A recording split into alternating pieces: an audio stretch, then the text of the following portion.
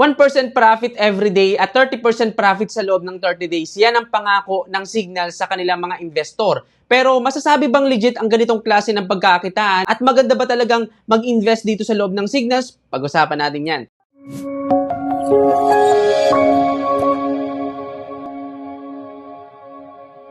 Ano nga ba ang Signals? Base sa kanilang live stream, ang Signal daw ay isang educational trading platform kung saan sila daw ay nagmamanage ng trade ng mga tao gamit ang crypto trading platform. Kapalit, pwede kang kumita araw-araw sa mga trade na yon. Ngayon, ang tanong, masasabi bang educational trading platform ang Signals?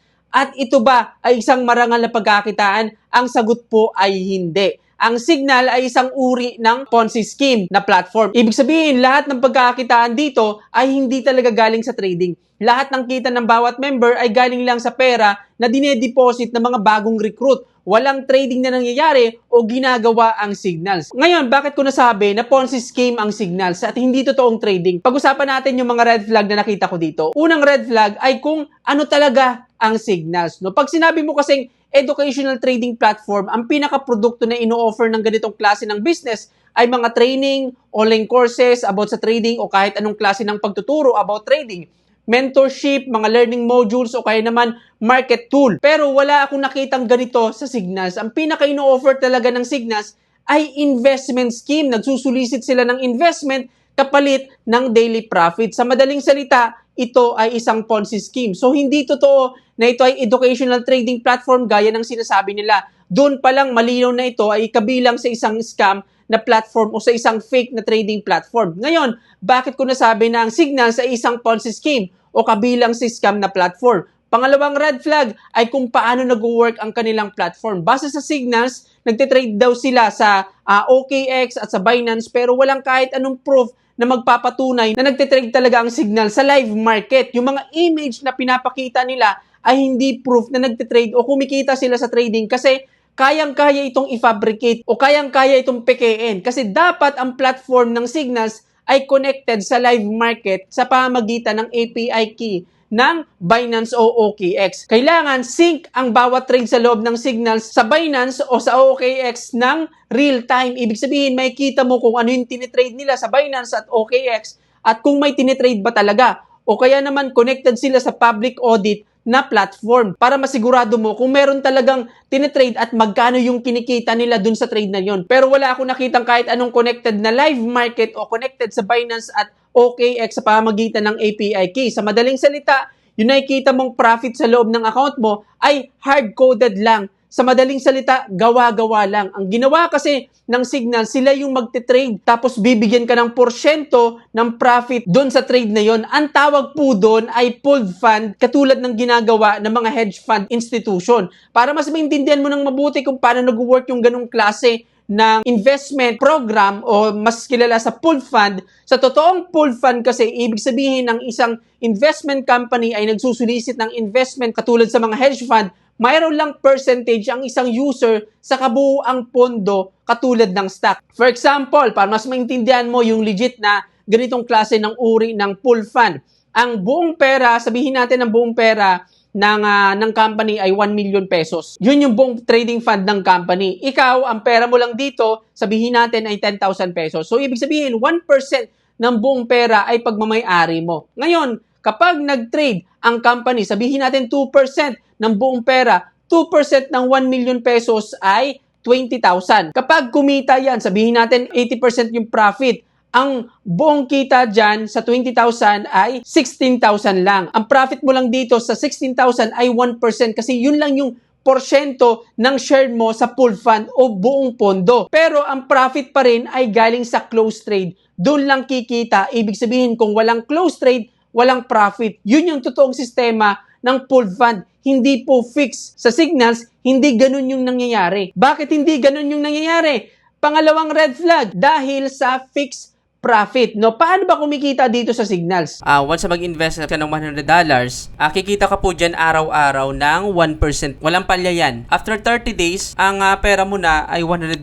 Meron ka ng $30 na profit. Kung nag-invest ka naman ng $1,000, no, kikita ka na dyan ng 1,300. No, ang profit mo ay 300 dollars after 30 days. So, ganun lang kasimple, kapatid. Sa mundo ng crypto trading, mayroon ba talagang fixed profit? Ang sagot ay wala, especially pooled fund ang ginagawa ng Signals. Walang kahit anong platform o kahit anong trader ang makakapag-alok ng fixed profit. Ang fixed profit sa trading ay isang malaking sign po yan ng Ponzi scheme. Walang kahit anong trading, mapa-AI, manual, ano pang klase o uri ng trading yan. Mayroon at mayroong talo sa trading. Bakit? Kasi sa trading ay napaka-volatile po ng market. Sinasabi ng platform na kumikita sila ng 1% daily at 30% monthly, ito ay isang sign ng pain o pang-uuto sa mga tao para ma-feel ng tao na safe ang pera nila dito sa platform. Pero ang totoo ay hindi. Bakit? Kasi sa totoong trading, ang kita ay variable. Ibig sabihin, nagbabago-bago. Minsan tataas, minsan bababa, minsan ay may loss. Walang legit na trader ang makakapagpangako ng eksaktong 1% daily profit at 30% monthly profit ng tuloy-tuloy, nang walang katalo-talo. Isa lang itong trap para maengganyo kayong mag-deposit ng pera sa platform without any proof, any trading proof. Pangatlong red flag ay unrealistic o too good to be true. Hindi makatotohanan ang percentage ng profit. Bakit naging red flag? Yung pangakong 1% araw-araw sa mga investor na walang palya o 30% sa loob ng isang buwan, katumbas po yan ng 300% sa loob ng isang taon. Ibig sabihin, ang puhunan mo ay mahigit triple sa isang taon nang wala kang ginagawa. Kahit sa mga legit na hedge fund, yung mga malalaking institution, ang target lang nila ay nasa 7% to 15% kada taon. Pero dito sa Signals, umaabot ang 360% sure profit, walang palya, guaranteed. Doon ka na magtataka. Kasi kung gagamitin natin yung common sense, kung may ganitong klase ng trader na kayang makapag-trade o makapagbigay ng 330% sa loob ng isang taon, hindi na nila kailangan magsulisit ng investment sa mga tao. Ang gagawin lang nila, mangutang sa bangko, tapos boom, kikita na sila ng pera ng bilyon. Kaya napaka-imposible ang ganitong klase ng investment. Kung mayroong ganitong klase ng pagkakitaan, wala na sanang mahirap. Lahat ng tao mayaman. Pero hindi ganun nag-work ang tunay na market. Ang dulo ng ganitong klase ng pagkakitaan ay bankruptcy kung tuloy-tuloy ang operasyon ng ganitong klase ng pagkakitaan. Pero hindi na darating dyan sa bankruptcy kasi ang pinaka-purpose lang ng platform nito ay kunin ang pera mo. Yun lang. Kapag nakakuha na sila ng pera, ng madaming pera, at kakaunti na ang pumapasok na pera, doon ang mangyayari yung scam. Ngayon, kung walang trading na nangyayari, bakit may mga kumikita? Dito na papasok yung pangapat na red flag, yung fake affiliate program. Dito kasi sa Signals, kikita ka ng 10% once na mag-deposit ka, pag-deposit ang recruit mo. Ang tanong, bakit kukunin sa deposit ang commission? Sa legit na affiliate program, ang commission ay kinukuha sa profit ng company. For example, kung familiar po kayo sa EasyBot, ang EasyBot ay isang automated trading tool para sa spot trading. Kapag nag-deposit ba ang recruit mo sa EasyBot, kikita ka ba? Ang sagot ay hindi. Hindi ka pa kikita doon. Saan ka kikita? Once na magsimula na mag-trade ang recruit mo at magbabayad ng transaction fee every trade. O kaya naman, kapag bumili sila ng subscription plan. Doon ka lang kikita kasi meron ng profit kasi yung commission kinukuha sa profit ng company. Isa pa example, para mas maintindihan mo ng mabuti. Sa Binance, kapag nag-recruit ka, nag-deposit yung recruit mo, kikita ka ba doon? Hindi. Kapag nagsimulang mag-trade yung recruit mo at nagbayad ng transaction fee every open at close trade, doon ka lang kikita. Bakit kaya? Kasi doon pa lang makukonsider na profit ng company, hindi sa deposit. Kasi yung pag-deposit, hindi pa profit ng company yan.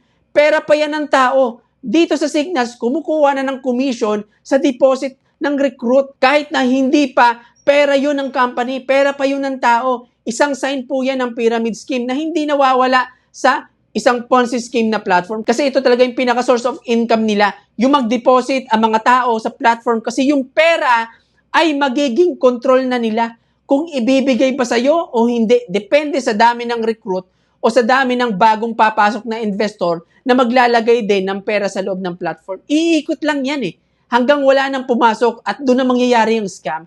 Isa pang red flag, bakit nasabi ko na Ponzi scheme? Kung makikita mo dito, ito po ay affiliate bonus points ng Signals. 1 point ay katumbas ng 1 peso. So yung 5 points ay 5 pesos po yan. Simula second level hanggang fourth level, kikita ka dyan ng 25%. Simula 5th level hanggang 8th level, kikita ka dyan ng 15%. Simula 9th level hanggang 12th level, kikita ka dyan ng 5%. Ginawa lang nilang bonus points para magmukhang maliit, pero nasa 25%, 15% at 5% po yung mga level na yan.